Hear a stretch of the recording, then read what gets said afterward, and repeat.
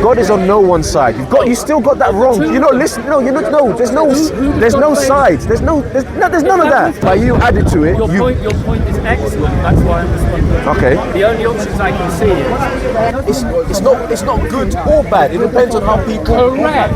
Right. And that's what I said. And that's why I said about abortion. I asked you the question. Right. I said, is abortion good or bad? And it's a bad question for exactly that reason. And I knew what your answer would be because, like what I said, in some situations, abortion to you would be good. Yes. And I said this earlier. It would be best. No. Well, it would be best. And in other situations, abortion would be worse. Correct. So how can you have that sort of ideology and look at a God who, in their in that God's circumstance, would think it's best to kill babies, and it's best to also give life to babies. Because there are scenarios in which it may be best. And that is what. And so why can't you accept it as a scenario that is best? I can as a possibility accept because it might be best to do what seems a terrible thing. Maybe there's an argument for it, but I'm not hearing it within the context of that prescription. In that prescription, he goes to a tribe, go and kill that tribe, and that includes killing babies who wouldn't have made choices. I can understand vaguely the idea of I'm going to kill someone because they made choices. Because when you make choices and bad choices, there are consequences. Okay, so he goes kill the adult, he goes kill the men, the women, the children, and the infants. Now we can agree men, women, and even children might get to make choices, and we might be able to argue if they made bad choices, you should cut their throat. But whatever, I'm not happy with that, but maybe. But the baby, by definition, hasn't made any choices. So now, can I imagine a scenario in which it is best to kill a thing against its will, which never had any choices? And I find that hard. What you've done is you're looking at the whole, you're taking something from a whole picture and you're analysing that without putting it back in the picture. You are not looking at Jesus Christ. You're not looking at all of eternity. You are not looking at the definition of what is good. Because remember, you said yourself, with your scale, there are sometimes where good is best, or sometimes something that would have been good would be worst. So you can't use it. I said there's best. There's best, and if there's best, there's worst. What is best? If there's best, there's worst. I'll define best. Best is treat other people the way you want to be treated yourself. If you want to work out how so if I want to kill myself, should I kill others? Come on, Tom. Hang on. Then you don't believe in this. You don't believe in the golden rule. No. You think it's stupid? According to your logic, I haven't debunked it. I haven't treat other people the way you want to be treated yourself. So if I want to kill myself, I should kill other people. That's the debunk of the golden rule. Is there a commandment? Isn't it? Is there a commandment that is above all? Is there a commandment that one must fulfill first before they can love their neighbor as themselves? It comes twofold. Love the Lord thy God with all thy heart, with thy mind, and treat thy neighbour as thyself. So and for me to be able to be in harmony. There's a reason why one is first and why the other is after. If he's an intelligent, wise God, they will be in harmony. They want to be. One would have to be done first before the other can be done. I must learn how to love God and learn how God loves me for me to love you correctly. So loving God means if I'm told go and kill babies, I should assume that whatever I'm being get, there's no chance I'm hallucinating. There's no chance the tribe has misunderstood anything. There's no chance that another evil spirit is interfering and giving me that impression. I should just go, okay, I'll go and do it. Again, then in that case, you then need to look at the context of when that commandment was given. Because they had the evidence with the prophets, they had the evidence with the kings, they had the evidence of the miracles of being taken out of Egypt. So, with all that stuff that you said, they had that. God had given them a command. See, do you not see that the Old Testament is a tribal history? It's not.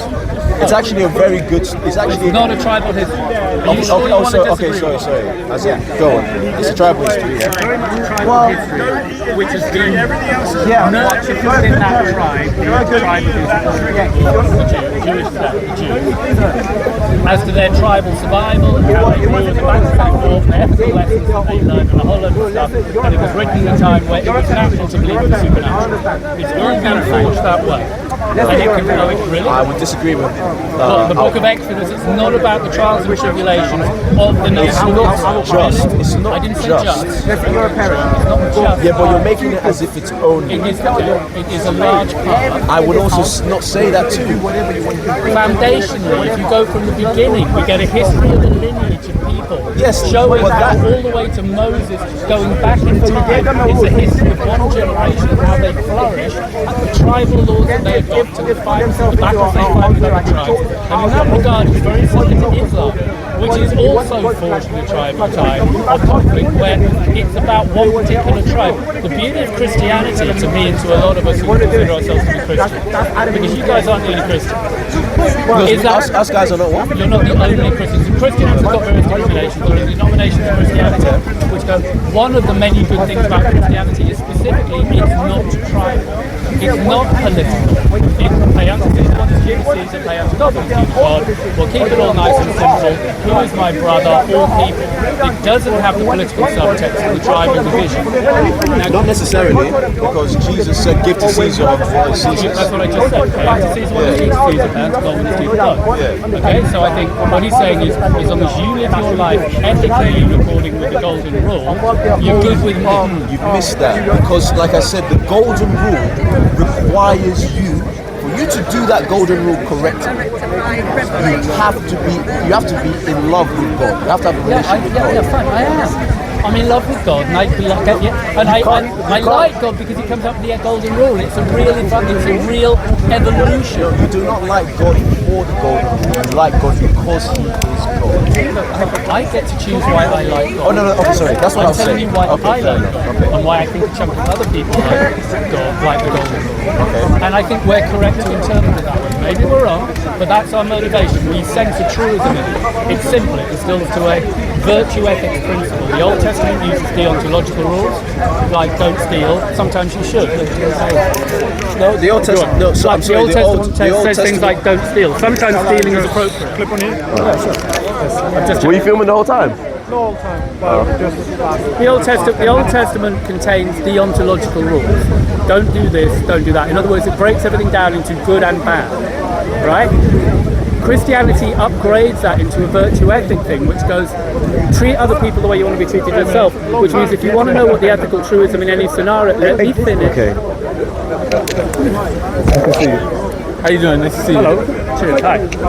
Which means, if you want to know the ethical truism in any situation, you've also got to factor in the specific individuals at that time. So, if you take an Old Testament thing, don't steal, it means there will never be a scenario in which... So I need to stop you very quickly. You said the ethical truism in that time. That's what you said of the people. Of the specific people involved in the decision-making process. So- I've got to go, if you're stealing from me, generally speaking, stealing is bad. But now we look at a particular theft, where this person stole from this person. Now the ethics will be worked out. I have to know about you and your intent, and me and my intent, in order to get the ethical outcome. Okay, Which means the outcome can be variable. That doesn't mean it's subjective. So let me. Is the act of stealing wrong? Not in itself. Nothing is wrong in and of itself. Is the act of abortion wrong? Not in and of itself. Is the act of murder wrong? That one may be because it includes intent. Because if you define, I've really thought this through. If you want to, killing is not wrong, okay?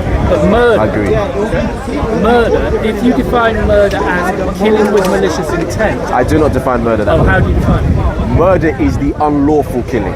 Oh, well, that would depend on what culture you're in at any given time. Right. So hang on, that's crazy. Yeah. That's crazy. But then you think that murder is, you think now ethics is decided by cultural values and whims. No. Ethics is decided by what is good and what is evil. So if someone, and you get ethics or an ethical system from law, which has to be static. Oh, you think you have no? Am I lying? No, I think you totally misunderstood.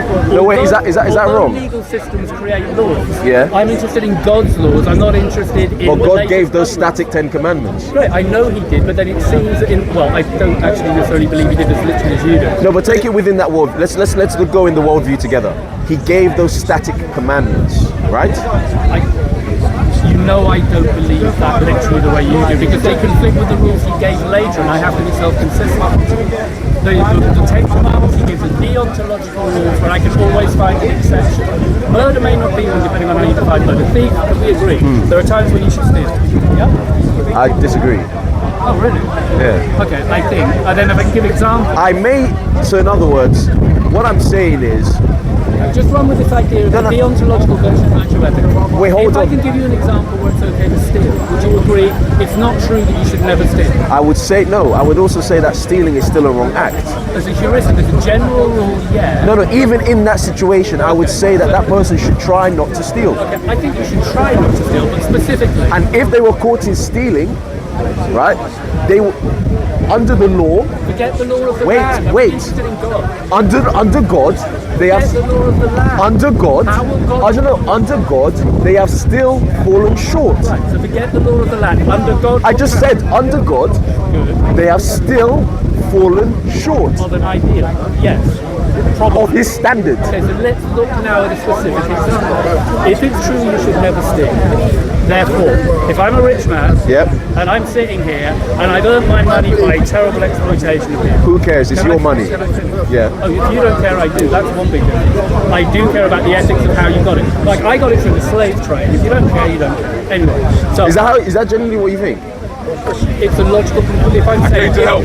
Thank you, you're going to help. Hello. Oh, yeah, the Tashiki today. Oh, man. Listen. Wow, cheers. How you doing? You good? Frank, I can't lie. I don't know if you can handle this conversation, man. Of course I can. So, I am Oh, a how you slave doing, man? trader. Yeah. Oh. Personal idea. Yeah. I've got a personal idea that slave traders are falling short of their ethical ideal. Okay. Maybe you don't. I think Jesus and God would agree. So I'm sitting here. Can I ask you a question? Hang on, I am. Okay, so okay. I'm sitting here stuffing myself with food. Yep. And I've got loads of it. And I decide I'm going to throw a whole half a chicken into my bin on my property. Okay. You're walking by. Your family is starving to death. I'm giving you a scenario. That's not stealing. Can I finish? Yeah. You're walking by, your family is starving to death, you're starving to death, and as I throw it in the air and it's about to land in the bin, you catch it to eat. That's not stealing. And at that point, no, I say, look through, because I say to you, hey, boy, put that chicken in my bin. It's my chicken, it's my bin. Okay, then in that case, yes, I should, because then I'll be disobeying. Okay, right. This is where our ethics now diverge. But we've got a clear line between us Right. now. I honestly believe that in the eyes of God, if you steal that chicken, if you take that chicken, ethically, because your motive is to survive the survival of your family and yourself. Okay. Yeah. Compared with the negative to me, which is just my ego. Yep. Yeah. That ethically you're okay in the eyes Okay. of God, but you think ethically in the eyes of God you're not okay. Yes, I'll This is where we go. paint a picture. Let's say that if God is perfection, there must be a right way and a wrong way of doing things. The right way is to treat other people the way you would like to be treated Just- yourself. Why is this difficult? Wait, just wait. There's a right way and a wrong way of doing Then things. it's what I just said. I let you say right. So let's go into your situation. There is. So let's say that. Grow up. Let's say that there's that person goes to the property, right? Let's say they trespass, they've done something wrong. So in the eyes of a perfect God, He cannot dismiss that.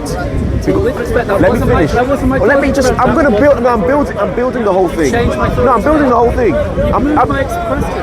I'm The building the question whole was thing. He was not a trespasser. okay. Okay, in my scenario, Okay, he- I simply had the option of eating something that was being discarded, but because I'm a rich, Yeah, but discarded- powerful, okay. egotistical guy, You and say, I "Don't know- touch my property." I don't care if you're going to starve. Okay. I don't care if your family's going to starve. This is mine, boy. Okay, you leave it, and God is on my side. I don't believe God is on the side of that slave trade. No, God is on no one side.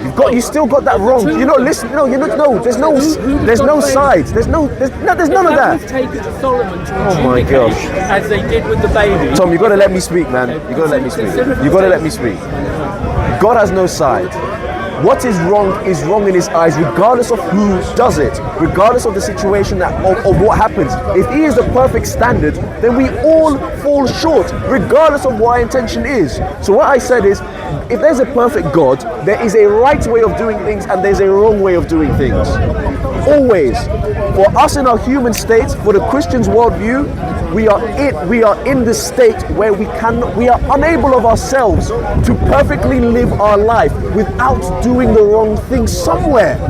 We step foot somewhere. So to a perfect God, we can get 99 out of 100. But if that God is perfect and his justice is perfect, he has to call for account that one thing we've missed. But within the Christian worldview, that is covered through Jesus Christ, which is what you miss. With respect, do you think I'm unfamiliar with everything you've just said? I think you've heard it, but you're not connecting it. You're not connecting it. It's very, very simple. What you're doing is, you are proposing a deontological view. I am proposing a virtue. I am not proposing a deontological view. No. I do. I'm not. Yes. You're saying things are right or wrong in and of themselves. Whereas I am saying things are right or wrong based on the intent. I'm a virtue ethicist, you're a deontologist. There's clear blue water and long traditions of both, okay? In my opinion, Jesus Christ is a virtue ethicist. He can't be. I think the golden rule is the paradigm. When you say golden rule, you get rid of the part where you're supposed to be in submission to God. No. You must love God for you to even do the golden rule. That's what he says. I love God because it's okay, son, how? The golden rule is good. And how? No. You're using the golden rule. You're saying you in your opinion think the golden rule is good, and therefore judging God or judging Jesus who gave it to then say he's a good God. Incorrect. I'm saying that's the wrong order. So that's just where we are. Then it's my question then. If the golden rule is simply just the golden rule, do unto others as you want done unto you. If I want to kill myself, I have all reason to kill everyone else. I am doing unto others as I want to. Is that right? That is a very good observation. Can I come back at it? Pardon? That's a very good observation. It's a good question. Can I come back? You want to think about that? No, I've already. You think I haven't thought about it? Of course I thought. Sorry. Yeah, no, when you said come back, it's exactly the correct question to ask. I believe, statement of faith, what's implicit in the golden rule is that you do what, in Islam you have a fitra, you have a moral compass. Yeah? Okay. It means the golden rule, if it was written in full, would be do unto others as you would have done to yourself in accordance with your faith. In other words, but you can't do that because you just said you believe. Wait. But that means it's not merging you with Islam. No. In that case, no. But you've thrown away Jesus. You have in that statement by adding to the golden rule. You've thrown away Jesus because Jesus didn't add to the golden rule. All he said was that. That was it. But you have added But you have no. Implicit. No, it's not implicit. It's not. I'm sorry, it's not. Okay. Options are these. But do you understand what I'm saying? By you added to it, your point is excellent. That's why I'm responding. Okay. The only options I can see is either it's implicit to the golden rule, or the golden rule isn't worth it. Those are the only two options I see. Because your critique is absolutely correct. If you're someone who goes, hey, I want to take loads of heroin, therefore I should give heroin to. Was Jesus really so stupid? Something like that? Presumably not. Who knows? Who knows? Well, we have to guess because we're making choices. No. It's not that we have to guess. You may have to guess. Well, we all have to make a decision. Am I going to ignore what we're all guessing, dude. So when I read it and I honestly look at it, you made a statement of faith. So I'm making a statement of faith.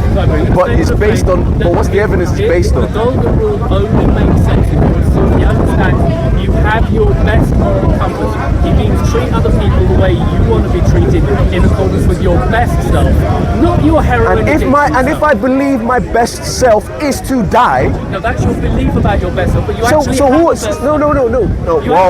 Is that objective? I believe so. I believe. No. Is the best? No. Wait, Tom. Are you saying that there's such thing as an objective best self of everybody in this park? Yeah. Everybody. Where do you get that from? Because that there, you have no evidence for. Okay, well, we'll start at a lower level where we can establish it. Can we agree everybody in this park has got a top speed they can run at? True? Yeah. That's a physical I thing. know I'm trying to be physical, so we won't have to argue. Okay, We'll okay. move into the metaphysics once we can agree how this works at the Yeah, physical but- level. okay, okay. So, what you'll notice about that, number one, is all true. It's true that all of us have got a limit, potential as to how fast we can run. I would Okay. argue our best self physically is the one who achieves that potential. I would also ask you at this point to notice that, guess what? The best speed you But can that- but that's measurable. Let me finish. Okay. No, I'm trying to Okay, make it okay, okay. measurable so we won't What's interesting to notice at this point is, guess what? Your top speed of running ain't the same as mine. Yeah. Now, when you're making critiques, you'll often go, but the answer is different for different people, therefore it's wrong. And I'm like, no, the answer is different for different people, and it's right. Your top speed really is different to my top speed, but I can still objectively work out what the hell it is for both cases, as long as I factor in both people. So I don't ask what is the top speed for humans to run at, because it varies. The correct answer is, who's the person? From the person, I can work it out. So each individual, a baby, your potential as a baby is different from your potential as an adult. It's different from your potential. Wait, pause, Tom. Wait, pause. With those runners, right? Does it matter if one is faster than the other? Not in the eyes of God, as long as you're running your best race, that's what counts. Oh, okay. That's how I interpret it. So that's how you interpret that. So stop looking at how fast No, they're what- moving. Look at how fast they're moving relative to their individual potential. So no, but you can't bring God into this because Treat other people the way you want to be treated yourself. In accordance with your potential. but God didn't say that, so you can't bring God into this talk. Because I get it. So you got to give me another God. I do, but I'm being logical. You're not being logical. The logic I offloaded on you was commending your critique. Your critique is so powerful. The either the golden rule is nonsense because of the arguments you gave, or it's implicit in the golden rule that it's speaking to your innate There's a third potential. option. Oh, There's a okay. third option. No, The so- golden rule is concrete because of what it stands on. It's concrete.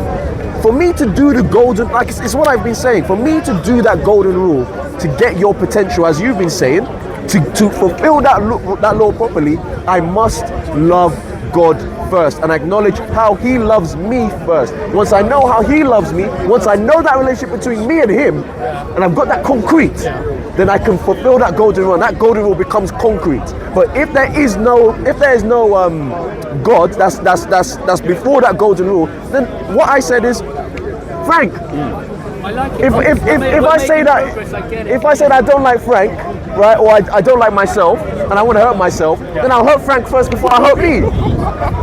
That fulfills the golden rule. Best self.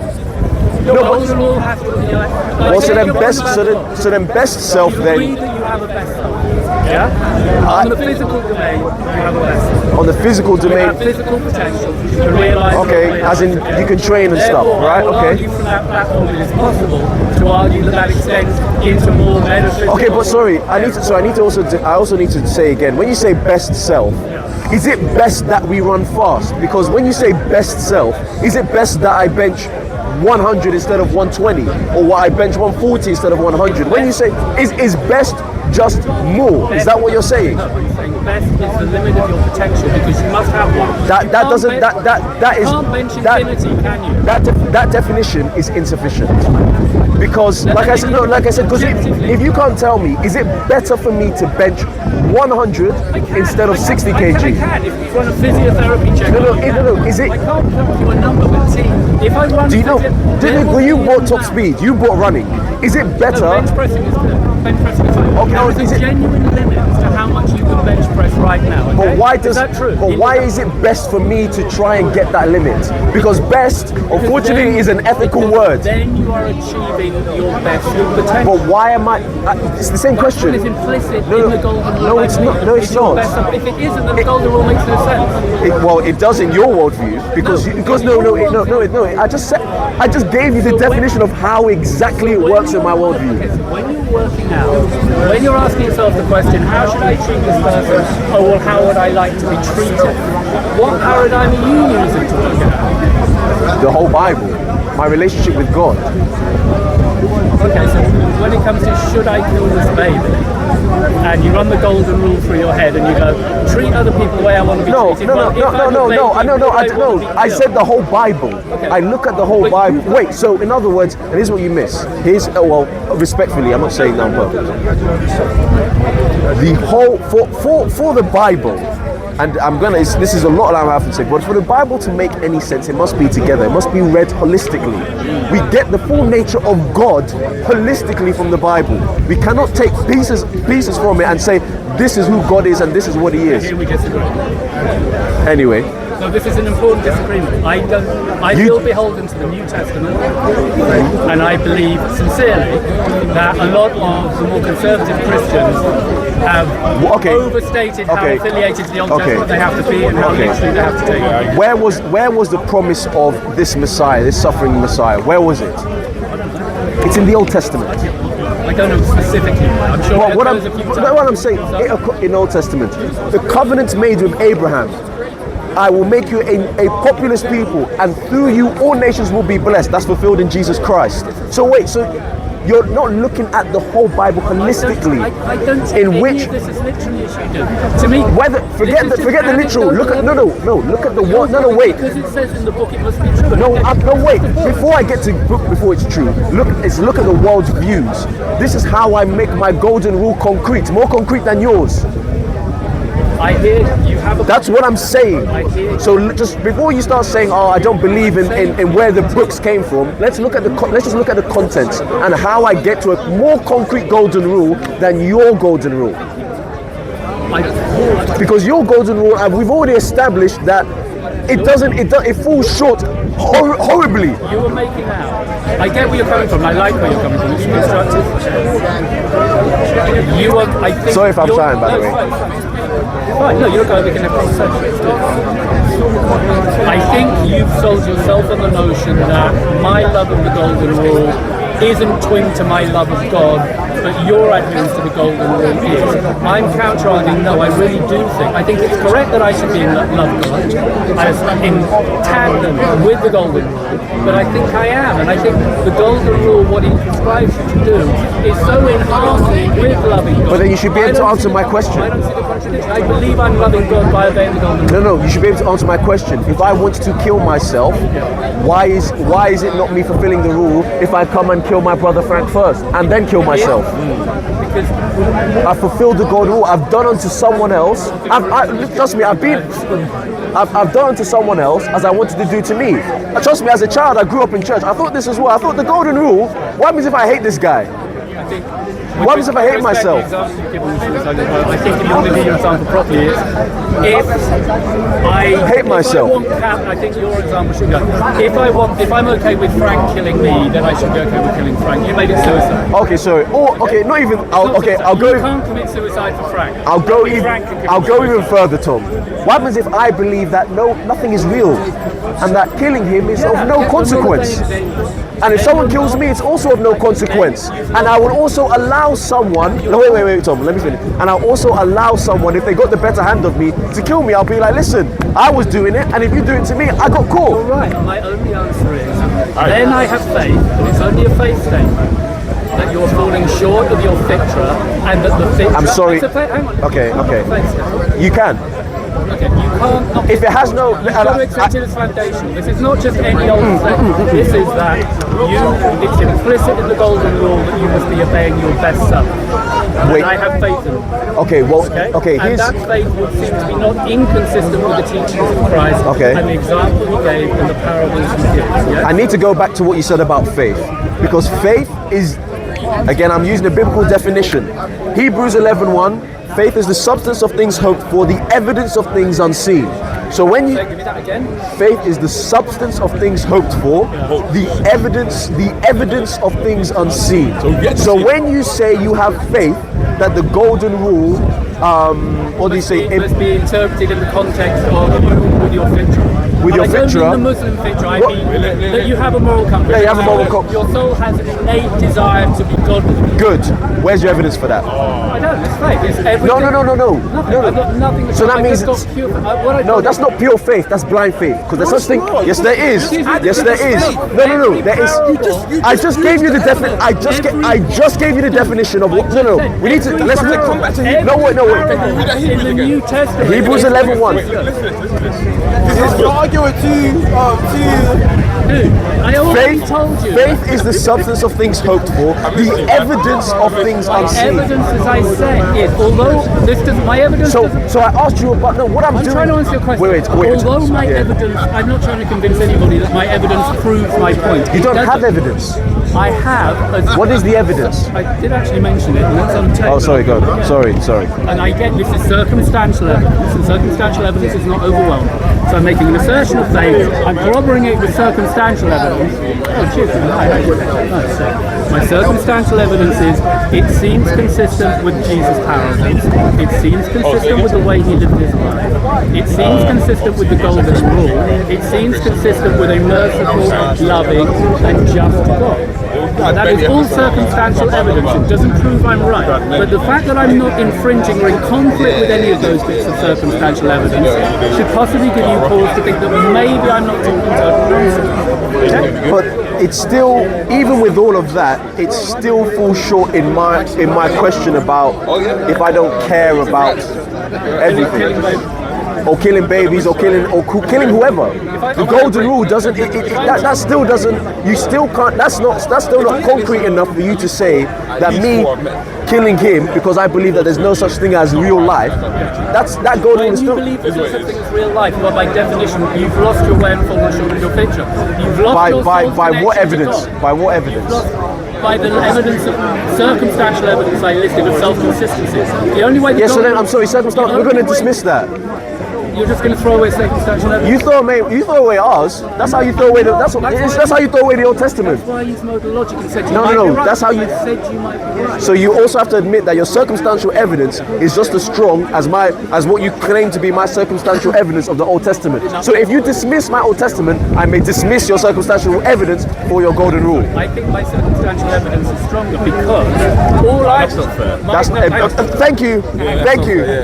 Now we're standing in solidarity. I say yours is stronger. I don't think my inherent, I mean the specific circumstantial evidence I give, I think there's more integrity than one you are. Because my claim is I feel beholden to the New Testament, and my circumstantial evidence is consistent with the New Testament. Your circumstantial evidence feels obligate to be consistent with the New and Old Testament. Because the New Testament... Between the Old and New Testament, there are far more points of fracture when it comes to burning women alive, killing people of another faith, killing babies, killing anyone who works for the Sunday, which I point out to a lot of people here, means most of the Christians should be killing themselves. It's in the Bible. I mean, what do you want to do?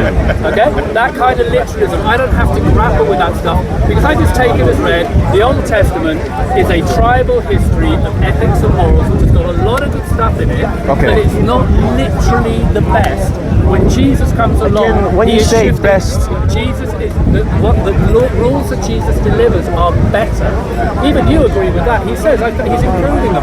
He's moving to a virtue ethics platform where he gives you one rule. You're right, two rules. And with two rules, any idiot can understand what for the most part, though we've shown you can't. That anybody, no matter what your IQ is or how bright, whatever you are, most human beings, and God speaks to everyone, can go, oh, how should I treat that person? I know the way I want to be treated myself. And then hopefully they've got enough brains to go, and I'm a heroin addict, therefore I should give them heroin. And go, yeah, but that's not my best stuff. I know I'm my better self. You're still going back to. I'm sorry, you're still going back to. Can I ask you? Can you just tell me what your point is? He's come roughly. My friend here has a view of Christianity which sees it as being very twin with the Old Testament, which is a very traditional view, and you may be right. I've got a view of Christianity, and some Christians do, where we think they should be treated as slightly. The Old Testament should be taken as somewhat the sacrosanct. It doesn't mean there's not some decent stuff in it. You have a platform which is basically deontological. You think things are right in and of themselves. I come from a virtue ethicist platform and a whatever it's called, Whitehead philosophy, which is that values are not in things, they're in relationships between things. And it's such a fundamental difference. Okay, quick so point. no Okay. thing is good or bad in itself. It's always in the relation. So, as I keep saying, if I hold up a match, if I have boiling water in my hand and I ask you if it's hot, yeah, That's material, I man. know, but I'm using material examples. It's too. We can't use for metaphysical. No, and if we can agree the principle works at the physical level, if we can agree on that, We can't. then we don't know. On the physical level, my point is, if it works on the physical level, then I've got to argue how I can platform it into the metaphysical. No, because that's not how reason. Allow me to try. You can try. You can try, but that's backward reasoning because we assume that the metaphysical exists for us to interrogate the material. You assume. Wait. Come on.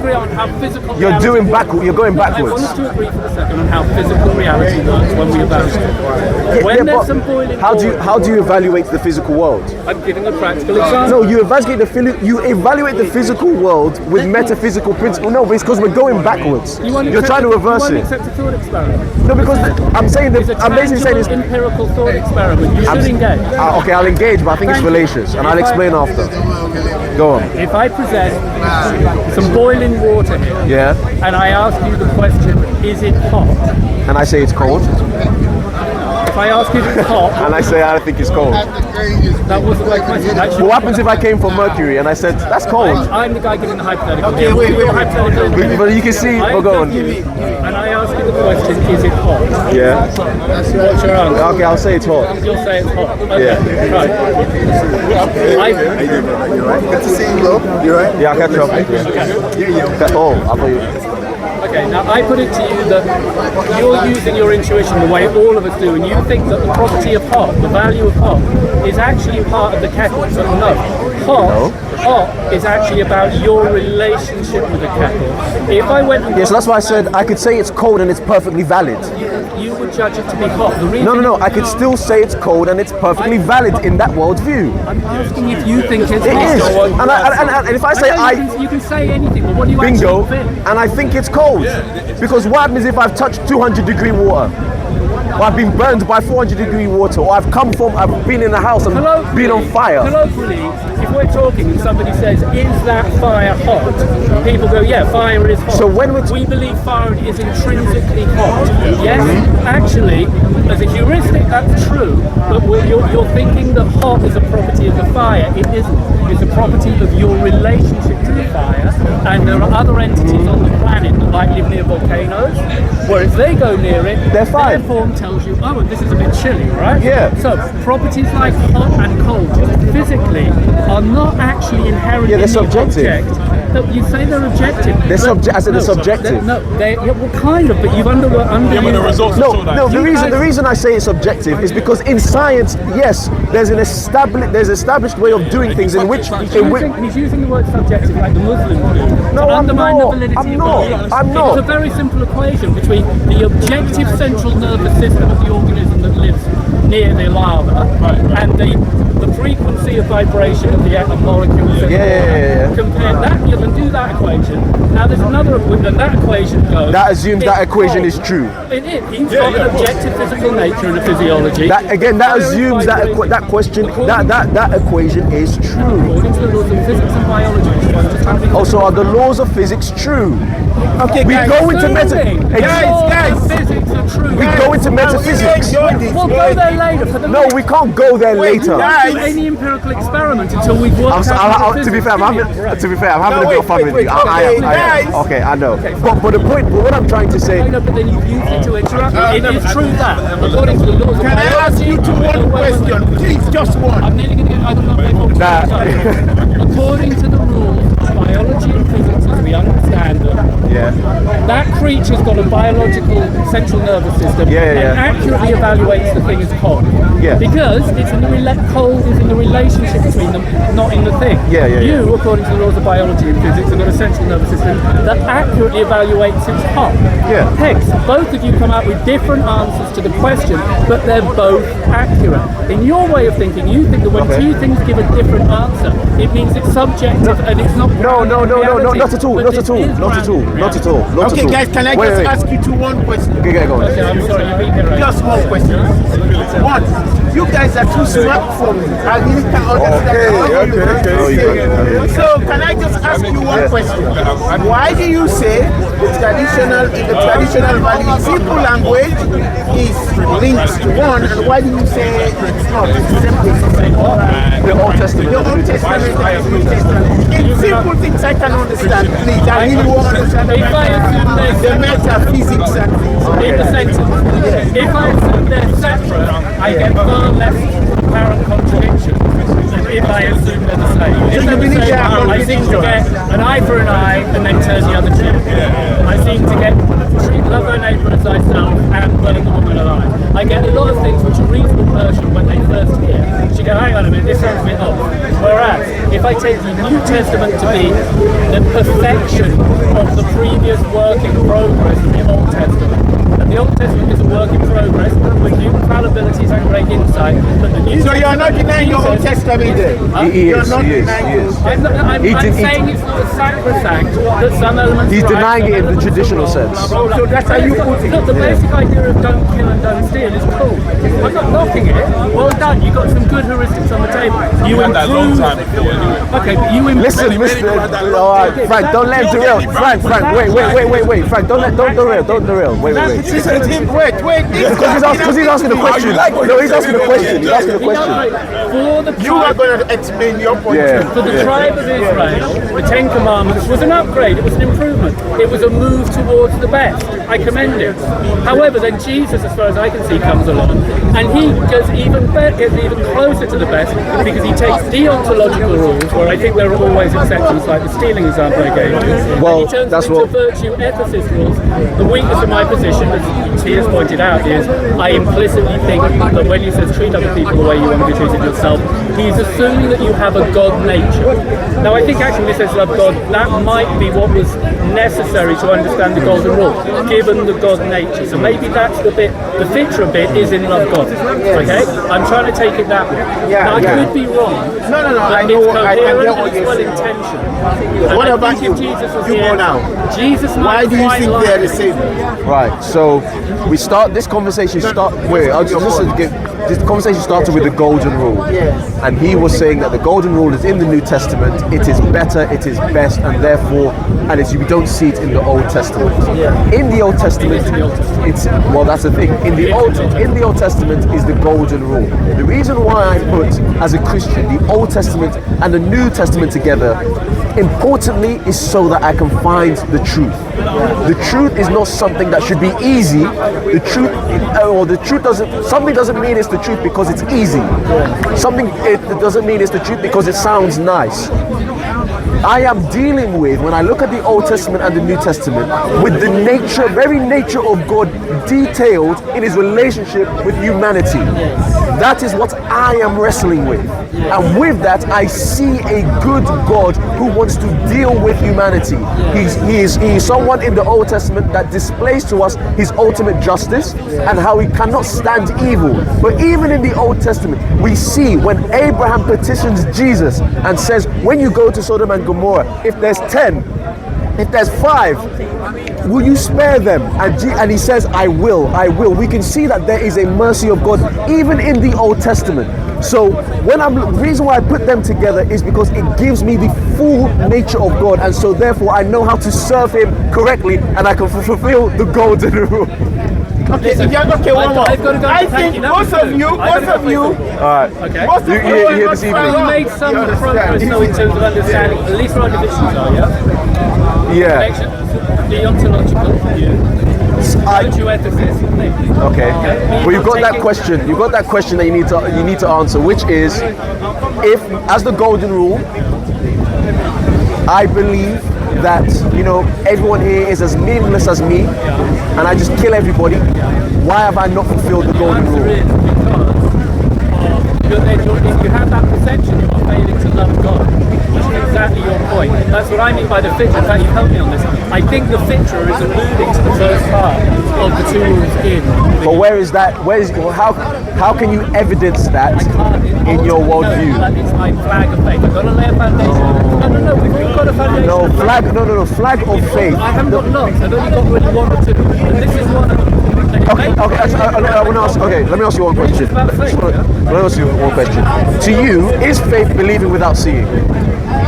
Faith is knowing. I can't know. I'm going to have to take a plan. So in other words, yeah. In order for me to build any model of the world, an intelligible model, I have to have a foundational belief that I can't prove. Okay. And this is proved by Hume and Tomy. Well, let me ask you. No. Remember, mine is based on evidence. Let me just ask you a question. Let me just No. That's what your own book says. Brother, listen to the quote. Open your ears. Hebrews is the. I'll say to you after.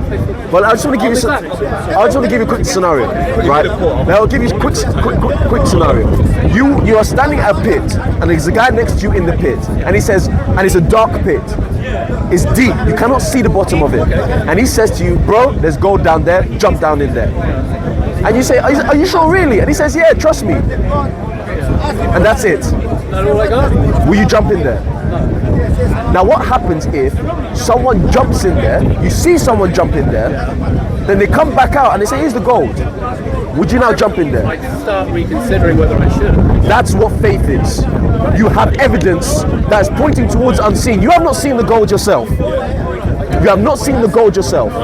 You have not seen your gold yourself at the bottom of that pit, but you've seen someone go in and come out and have gold in their hand. You don't even know, because I'm even going to play on myself in this situation, you don't even know that he got that gold from his pocket. There may not still be gold in there, but there's a difference between the first scenario and the second scenario. The first scenario is this guy said jump in there and there's no evidence at all. So you abandon that. No way I'm jumping in there. But the second scenario is there's a bit more evidence. You saw him jump in, you saw him come out, and he's got some gold. So now you have more reason to place faith in him. Faith is a measurable thing. It's a very good comparison, but I can cover it twice on camera now. You can play it back for the third time. My evidence is I believe the second assertion of faith. Remember, you said it's circumstantial. That's what you're going to go over. Circumstantial evidence is still evidence. No, it isn't, because if you no. In your worldview, it's incoherent because you chucked away my circumstantial evidence of the Old Testament. It doesn't matter. No, it doesn't. No, it doesn't matter. It doesn't matter. Because you've given it. It's in other words. I'm saying I haven't then given my other assertion of faith, which is also shared. Okay. Which is we believe in Plato's principle of self-subsistency. We believe you can't have a square circle. Okay. We believe the laws of logic. Yeah, right. The laws of logic, effectively. Okay. It boils down to axiomatically two contradictory assertions can't simultaneously be true. Okay. Yeah. Thank you. That's why. Therefore, the circumstantial evidence I gave, Jesus' parables, Jesus' life, this stuff, the way he actually lived, and the nature of the golden rule, and the example he lived by, all of that is consistent. Okay. Law of non-contradiction is what you're saying. Okay. So, from what I understand is, wait. I'm suddenly bombarded with the law of contradiction is A cannot be A and not A in the same way, in the same sense. Is the old? I take it as bread and bread that we both work according to that. So the people of the Old Testament, the situation and the sense they were in of the Old Testament is not the same sense and situation that people were in the New Testament. So that is not a breaking of the law of non-contradiction. You will have to. What you would have to do. What you would have to do. It's for the camera. Okay. I'm going to run. Okay. I'm going to run your thoughts. If you're saying that 2,500, 3,000 years ago, a person was, when they asked themselves the question, if they were told kill that baby, and they asked themselves the question, should I treat the baby the way I want to be treating myself? As a baby, would I want to be killed? They genuinely didn't have the potential at that point to realise that as a baby they wouldn't want to have their throat slit. Then you're right. I think it's different because I think it's different. I think it's different because again you are taking. Let's look at what I said, because what I was about to say is if it's the law of non-contradiction, you need to look at the situation of the Old Testament. So I just tried to. No, you haven't. I'm saying it's okay to kill, it's okay to come You have to you haven't base. finished. No. If there's nothing Let me, in your Tom. mind, Tom, let me finish. Let me roll. No, because I'm going somewhere further. You've got to also acknowledge that the sense in which these people were in was that there was a God that with a pillar of fire separated them from the Egyptians, that this God with wind that parted the sea, that with this God sent down pestilence on Egypt, that this God did all these wonders in front of their eyes.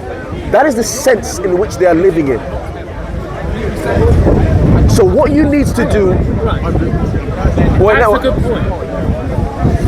with the law of non-contradiction, you need to look at every single sense, every single thing, and see where the law of non-contradiction is violated. Okay, you're arguing an interesting one. Because you're actually arguing cultural relativism. You're saying within the culture of the time, given the fact that even if they were brainwashed, they sincerely believed a particular set of rules. I would not say it's... Even if I'm being broad so that we don't argue, even if they were brainwashed, if they sincerely believe in the brainwashing, then I can see why it's not unethical. Okay, you may put it as brainwashing, but I will call it... Even if. I'm not saying Okay. it was brainwashing. I'm Okay. saying whether it was or Okay. wasn't brainwashing, according to my virtue ethics. So virtue ethics, if you get brainwashed into doing a bad thing, then it's okay. Whether you believe it or not, whether you're brainwashed or sincere, it's okay. So maybe they kill the baby, it's all right. But I want to quickly also define me a world where they don't, in their heart and their gut, as they're cutting the screaming babies through, there's nothing in their implicit empathic human nature that screams to them, maybe the guy who's whispering in your ear isn't God, maybe it's the devil. Well, and here's exactly what I was going to say about, you said it could be brainwashing. And this is why I gave my this is why I think the Bible is great with its definitions. Because it said that faith is the substance of things hoped for, the evidence of things unseen. These people have seen the evidence of a living God. Okay, but let's look at logic. If true, you're right. Looking in that worldview. Yeah, so that's what I'm saying. Just looking into my worldview, just as in other words, to stay in my worldview. Yeah. If it is true that this God did miraculous, wonderful things, then the evidence for them to place their faith is a skyscraper. They can put their life on this dude. They can. Again, for the camera. This is a cogent position. Okay? This is a cogent position. Okay? That doesn't mean it's true, but it means you're squaring a lot of inconsistencies if you look at it that way. I can't buy into it. Okay, guys, can I ask you two again one more question? I've got to go and play some. Please, just this one. Now, I've listened to all you said, and believe me, you both are amazing at what? Without God. But one question now. Do you think the people in Old Testament times have evolved, and that the things they would do in Old Testament times, they won't do it now? I know what your point is. Yeah, you can. Yes, both of you. Do you think the people in the Old Testament he doesn't believe in have evolved? I don't think it's sacrosanct. That doesn't mean I don't. That's a tough question. Like, what do you mean by evolved? So I'll give you an example based on what you said. You said that in those days, the one you started with it about killing the babies, isn't it? Yeah. So do you think now they've evolved and they won't kill babies now? Is that what No. You didn't listen to my answer. No. Okay. His answer is coherent. His answer is His answer is half coherent. Now I'm realizing where it still for me isn't coherent. Okay, it's coherent in going, if I really believe that a God who I've seen burn bushes and part the Red Sea tells me to do something, I should do it. I can believe that personally, ethically, me murdering killing a baby is okay. Yes. Okay, is acceptable. Yes. Acceptable. Yes. Okay, so that is a coherent model. I don't have to believe. Do you believe that people will do that now? Let me give a second. Yes. However, the kind of God I have faith in, the kind of God I believe, it's all faith, but I'm being consistent with my circumstantial evidence. The kind of God I believe from the New Testament would not behave that way. I never talk about the God. I'm talking about the people. That's also a coherent Act 5, the people, I said. It's simple. Do you think the people have evolved and they won't kill babies now? That's it. True. Wait, sorry. So that's true. Ananias, wait. Very quick. So we got those two. We got those two scenarios. Actually, other people may want me to organise a football. Okay. You said about the culture of the time. Yeah. Okay. And people evolve. In your example, I can ethically let the guy off the hook who's getting the baby. My problem is Not I'm not generally sure I the can let God off Israelites. the hook. Everybody. everyone in those days, in that But you time, remember, you still need to take into the side that the sustainer, the God of life and death is God. But then he's just all powerful, all loving. He's not sure. Yes, he is. He is all loving. He is demonstrated his all loving through the death of Jesus Christ. That's going to happen later. At the time he's saying, No, because we know. He's not going. Excellent. Oh, you're not going then. You're not going. Wow, now we. no, I am going to go. No, because I wanna make it clear, whatever you gain from watching this, T's point is coherent. T's point is coherent, I think, about letting the person who brings the baby off the ethical hook. If they've got enough data telling them that God is telling you to do it, I kind of can't argue with their behaviour. Okay? But I am arguing with a God who would prescribe that in the first place because it seems inconsistent. No, but then- and we value consistency with so much of what comes through in the New Testament. If I just go, the New Testament is really cool, suddenly it's all consistent. My only real problem comes when I have to take the Old Testament as the Yeah, but Tom, the question is dying evil? The answer is no. No, dying is not evil, suffering is not evil, pain is not evil. Buddhists know this. What is evil is it- to knowingly inflict it on somebody else who doesn't want it. That's the evil, it's in the intent and the choice. You are a If I get Christian. struck by lightning, Are you a Christian? yeah, effectively. If I get struck by lightning and killed, that's not evil, that's just bad. That's just Oh, not Unitarian. But if I choose to kill you and I know you don't want to be killed, then I'm behaving evil. And if I was, sorry. Go ahead. If I I met you If here. I went and killed loads of people, knowing they didn't want you to. knowing they didn't want me to. Okay. But if they And wanted then you the to, law it's okay. of the land came to me and said, you need to die. And I don't want to die. I would rather live out my life. I would live out my life in prison. In fact, I'll say to them, listen, I'll change my ways. Is it okay for the law of that land to kill me when I do not want to die? In fact, I'm telling them I will change my ways. Number one, it's a really good question. Personally, I am not in favour of the death penalty for precisely the reason you just did. For example, Paul on the road to Damascus. People you're not defined. I think Jesus seems to believe you're not defined by your worst moment. Anybody is redeemable. There is more joy in heaven over one sinner who repents. Now, the possibility of the one sinner repenting ain't going to happen if you kill them. So for that reason, I'm kind of not in favour. Again, I'm not sure because not Martin, sure it's you a have good to place to be. you have to help me with this. But did not Jesus preach to the dead? Wow. No, the scripture says it. The scripture says Jesus preached To the dead. He preached to the And dead. I think it actually connects those who died during the flood. But well, that's a very deep point. If you're here when I get back, if anyone's going to play football Regent's Park, I've got to go now really late. If you're here when we get back, love to continue. We'll see you later. Can I just 30 seconds? I promise you, it will be 30 seconds. It will be 30 seconds, sir. 30 seconds, all right. God created a standard when He created the Garden of Eden. Bam. Everything was perfect, no killing. Human beings don't kill anyone else. It was perfect. Now, there was a responsibility that goes with the right. There was a responsibility that goes with the right to make a choice. Let me finish. I have only 30 seconds. Now, that responsibility is sealed in the consequences of breaking the use of your right in violating God's law. And then whatever comes after that, God is not responsible for it. Man is fully responsible. Even the death of little children. Because in the Garden of Eden, the law was perfect. The law had nothing to do with the killing. Even the killing of animals was not there. The killing of... Sir? Is this a question or a statement? It's a statement. Okay. So I'm laying the fact that God can only be held responsible for the choices He made. He can't be correct. He cannot. When God chooses to create the universe, Wait a minute. Let me finish that. You know, I have only 30 You said that seconds. the universe itself is an evil thing. No, I don't think No. So, you guys 30 believe, seconds. You guys, for some reason, You only have believe 30 we're seconds. evil. Sir, I think we're flawed. sir, I only There's have- a very big difference between being flawed and being evil. Babies are flawed. I don't think they're evil. Sir. But there are strands of Christianity Sir. that are instantly Sir, going. can I- I saw a guy recently. This Sir, is a can very I? nice guy. 30 seconds. I'm going to It go. was gonna 30 be seconds. 30 30 seconds. But it's okay. What I'm saying is this.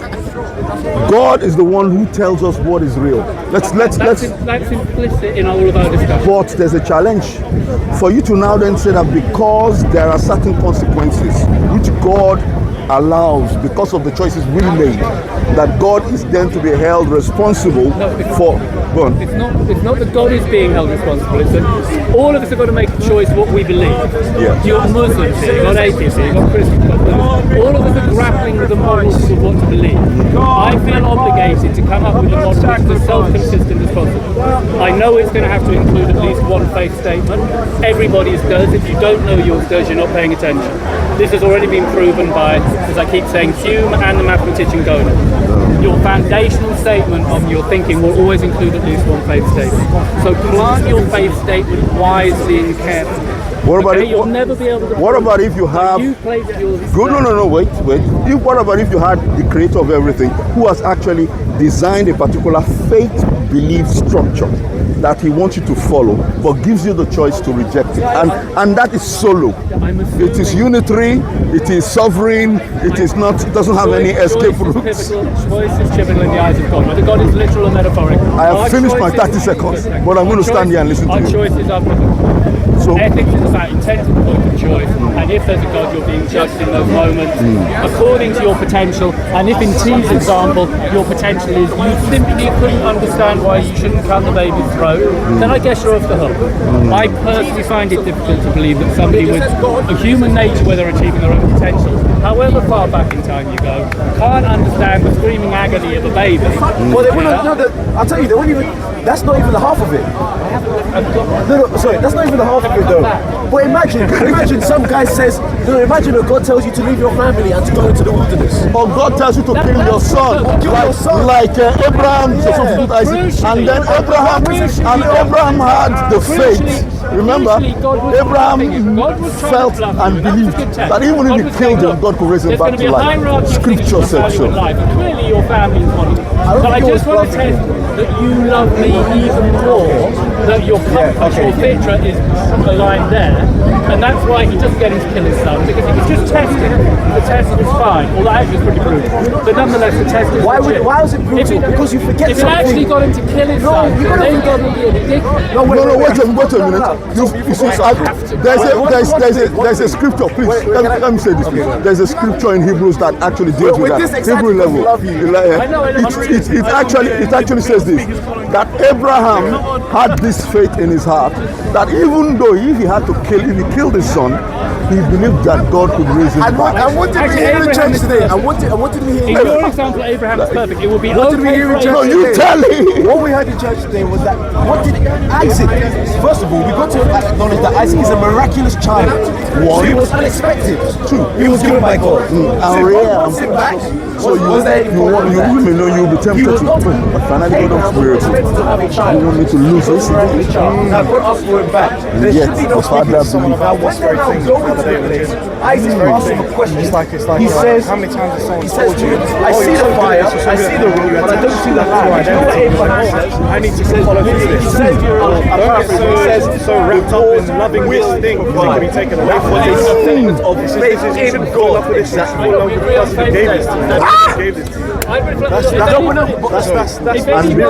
Oh, sorry, sir. I really have got to go, but just for the record, if anybody's gained anything from this, I would appeal to you to inspect your own belief system and try and identify in your belief system what faith assertions you've got, yeah? And hopefully you want as few as possible. But either way, just try and be aware of what faith statements you've got, because they're definitely in there. If you think you're being totally rational, you're not.